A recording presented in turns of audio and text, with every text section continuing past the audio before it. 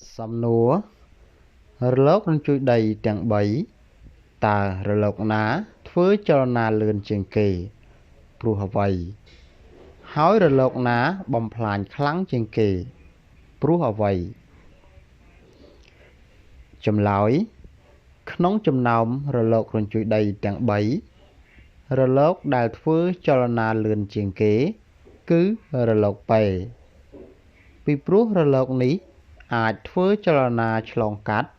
បានគ្រប់រូបធាតុទាំងអស់ក្នុងផែនដីទាំងរូបធាតុរឹងរាវនិងឧស្ម័ន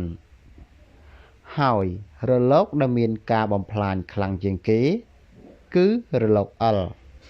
ពីព្រោះវាគឺជារលកផ្ទៃលើដែលធ្វើចលនាផ្លាស់ទីក្នុងទិសដៅបញ្ឈរ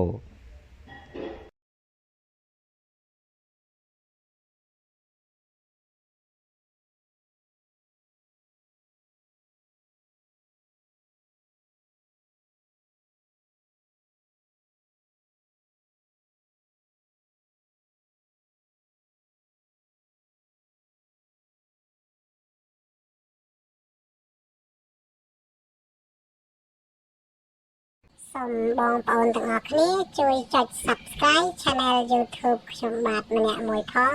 ដើម្បីទទួលបានវីដេអូសំណួរចម្លើយថ្មីៗបន្ថែមទៀតសូមអរគុណ